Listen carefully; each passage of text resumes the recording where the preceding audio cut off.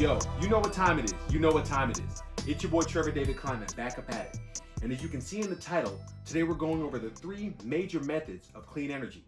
Before we jump in, remember to like, comment, and subscribe. Now let's do this. So, when it comes to clean energy, people are a little up in arms, you could say. Or a lot of times they just don't know.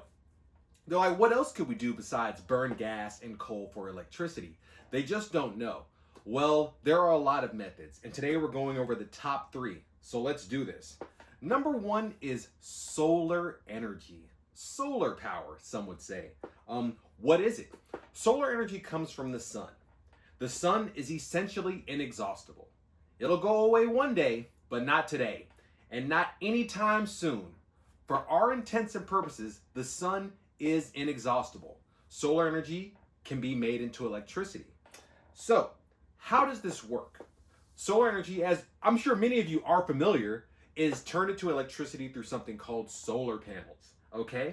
These work by something called the photovoltaic or photoelectric effect.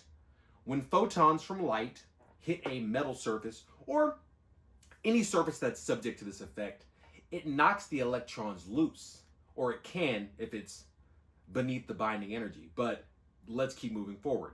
This creates, or above the binding energy, excuse me. These loose electrons create a current, and it can be harnessed literally to make electricity. This was discovered famously by Albert Einstein. It was his one Nobel Prize back in the day, and it is a, it's a great physical phenomena. So these electrons they make a current on the solar panel, which are direct current, DC. They're transformed into AC, alternating current, which is used to get electricity from one place to another, the plant to your house, for example. Upon reaching your home or the plug, it's turned into DC again, where it's used for various electronics. So this is really awesome. It comes from the sun. Again, the sun's not going anywhere. So how much power does solar energy generate? A very straightforward setup can easily generate about 5,000 kilowatts a year, more than enough for any medium-sized U.S. home. The excess energy, if there is some, because there might be some, can actually be transferred back to the grid, the main grid, and you receive that excess energy, that excess electricity that you generated from your solar panels as a bill credit. Isn't that great? So, in short, any straightforward solar panel setup can easily generate enough energy for a home for a year, and maybe even a little bit more. You get that back as a little refund. So what are the advantages of solar power?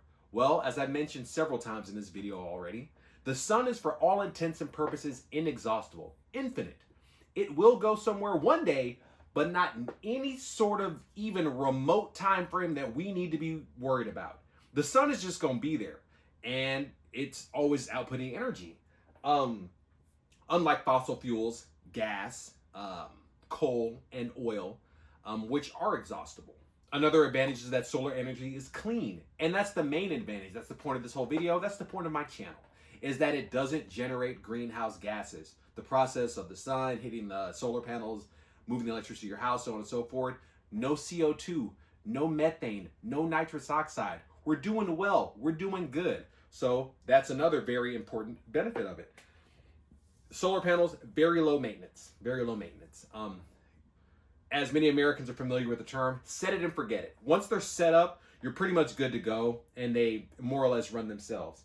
And also, as I mentioned in the previous point, government credits. If you have more energy generated by your solar panels than your home needs, you can get that money back as a refund. Who doesn't like refunds? Who doesn't like credits? So solar energy is great.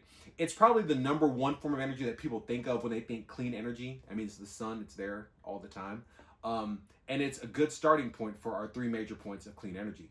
So what's the second major form? Wind power. The power of the wind. Shout out Aang. Wind power, what is it? Wind power is generated by wind currents, which incidentally is a form of solar power, because wind currents, weather currents, are generated by the sun, the heat touching the earth, temperature differentials, so on and so forth. Wind turns giant turbines, which you've probably seen.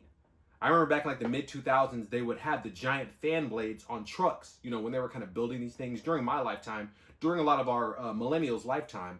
And those fan blades are gigantic. So if you haven't seen the fan blades, you've more than likely seen a wind turbine. Wind hits the turbine like an old school windmill, very old school, turns it. This turns a generator and it makes electricity. Okay, so that's what it is. How exactly does it work? I just basically went over it as far as like the basics of how it works, but how does a generator works? When it spins, there's a magnet inside a generator that is also spinning because of the wind turbine. It's going past coils of metal, usually copper. A spinning magnet generates an electric field in those coils. So that's an electric current, and it's shipped to your house or to wherever. That's actually how it works. How much power does wind power generate? Turns out quite a lot. An onshore turbine, so like on a farm, for example, again, as you've probably seen, can generate anywhere to up about 5 megawatts per year. Mega, capital M, or about 6 million kilowatt hours. So legitimately about 1,500 homes by itself. Just one, okay? An offshore wind turbine, they have models that can go up to about 15 megawatts per year. 15 megawatts, so about 3 times what we just said, 3,040, about 4,500, if not more homes. That's just one fan, okay? And these are typically, they're grouped in farms. So you have, multiple of these fans, of these turbines spinning, generating power. In fact, it's so massive that in 2024, wind power generated about 8% of all global electricity, or somewhere around the neighborhood of 800 gigawatts. That's a G, capital G. So this is not for the play. You know what I'm saying? I think when it comes to clean energy, a lot of people see it as not sufficient. Like it's just not powerful enough to meet the needs. Like they're like, oh, it's just like a lesser form of energy. It truly, truly is not. Very powerful, 800 gigawatts a year. 8% of the world's power? The world, Craig? These things are strong. So wind power, another great form of energy. It's the next step above solar power as far as strength, and it's very useful. So what are the advantages? Again, wind power is clean. That's the main point of this video, main point of this channel. It doesn't generate any greenhouse gases, just straight up. No CO2, no methane, no nitrous oxide. It's very, very low maintenance. Once you build the tower, build the turbine, it just keeps spinning. Y'all have seen them, on the farms, or if you work offshore, you've seen them. It just keeps spinning. So, it's very low maintenance. They create jobs once they build them. They're pretty large, so, it takes a lot of work to build them. People can set those up. And they also generate income in the form of leases. Like I mentioned earlier, they can be put on farms. That's where a lot of people have probably seen them. And, the farmers or whoever owns that land gets paid to have the turbine on their farm or on their land. And if you've heard anecdotally, or if you are a person who this has happened to watching this video, it's not no couple dollars. Like it can be a pretty substantial amount of money for that. So there are lots of advantages to wind power. Again, it's the next stage of power above solar, extremely strong, a lot of power, and again, very positive, very good. So what's our third form of power? Hydropower, the power of water. Shout out Katara. What is hydropower? So hydropower, as the name directly implies, uses the energy in running or flowing water to generate electricity. How is this done? It's usually in the forms of dams. That's the most popular, most known form of hydropower. Water can be dammed up or stopped, or just it keeps flowing. And it flows past, again, generators, back to our wind point, and this generates electricity, but a lot of it. So how much power does hydropower generate? Hydropower is truly massive, quite a bit. We're talking around the neighborhood of about 4,000 to 5,000 terawatts, with a T, capital T, annually. Hydropower supplies today, in today's times, about 15% of the world's power. 15%, double wind power, which was already a lot. In fact, it's the number 3 form of power, not clean power. It's just the number 3 form of power, period, behind gas and coal on planet Earth. It's that strong. It's that good. The China's Three Gorges Dam today in 2026 provides power to about 1 billion people. Capital B, 9 zeros. As 21 Savage would say, that's a lot. That's a lot. So this isn't for the play. In Norway, one of my favorite countries, great country, hydropower currently generates about 99% of all of that nation's electricity today, right now. That's why I love Norway, because they're ahead of the game. I love Norway. They know what's up. I see you out there, Norway. They know what to do. You know what I'm saying? So, yeah, hydropower is not for the play. It's not some sort of lesser or weak form of energy. No. It's very strong, and it's very in use today. So, what are the advantages of hydropower? As with the other forms of power, which is the entire point of this video, it is clean. There's no CO2. There's no methane, no nitrous oxide. It's a legitimately clean form of energy. Like other forms of clean energy, it's set it and forget it. As we're aware, there is a lot of setup to make a dam. That's true. But once you get it set up, hey man, it just runs. It's pretty much just there. So, and finally, it's less weather dependent than either wind or solar. And saying wind is weather dependent is almost a bit of an overstatement, because for all intents and purposes, the wind is going to be there. There will be wind currents. But just taking that factor out of the weather, hydropower isn't even weather dependent. The water will run. So that's another advantage. It's always there. And that's pretty much it. Those are the three major forms of clean energy. You've got solar from the sun, wind, and hydropower. There are other forms of clean energy. Geothermal, which uses hot water or steam coming from the earth to spin turbines and then generate electricity, spin generators, excuse me. And also nuclear, which is a form of clean energy technically, because it doesn't generate any greenhouse gases, no carbon dioxide, no methane, no nitrous oxide, but you do have radioactive waste. So there you go. And I feel nations are starting to move away from nuclear power, but that is another non-greenhouse gas emitting form of energy. Yes, so, I mean, it's there. It's there. It's just a question of people knowing about it, because anyone on that side of the industry, or anyone involved in it, or anyone, you know, who's kind of like more into science or quote unquote, knows about these forms of energy. They know they're there, using them on a daily basis, helps produce them, etc.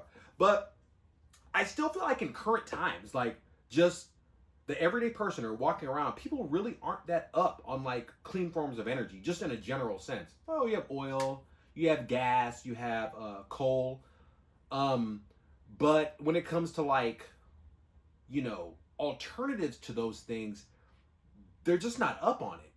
Because like I mentioned in previous videos, the industrial devolution,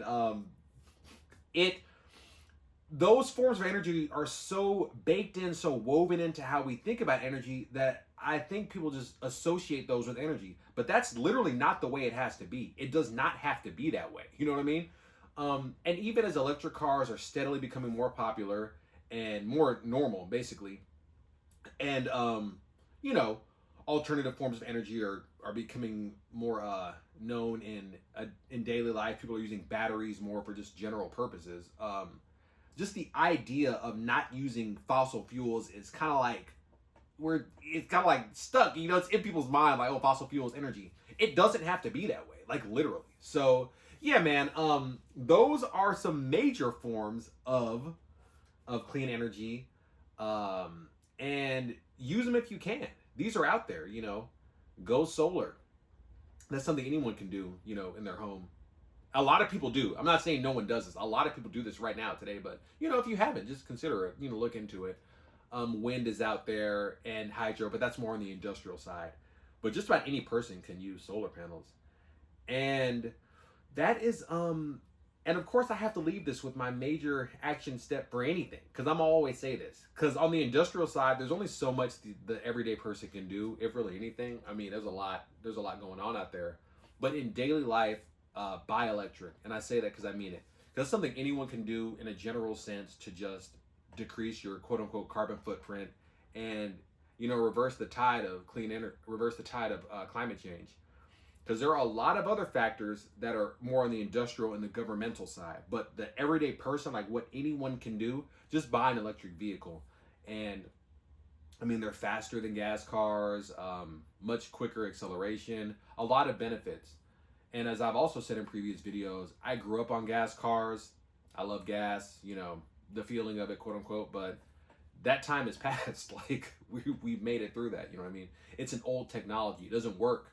It doesn't work. So yeah, buy electric. That's something anyone can do today in order to reverse, you know, this trend of climate change that we're on. And we're kind of coming back. We're snapping back. There are some things that are very promising, but you know, there's a lot we got to do. But we're on the right track. We're getting there. Yes. Amen. Enjoy yourselves out there. Y'all gonna see me again soon. I'm gonna have y'all with the clean energy, the climate news, the climate concepts. You know, I'm all about that. Okay. My old slogan was, "It's not too late," which is not, but certain developments recently have convinced me that actually we're on the right track. So my new slogan is, "We're on the right track." I'm gonna see y'all again soon, and until that day, peace.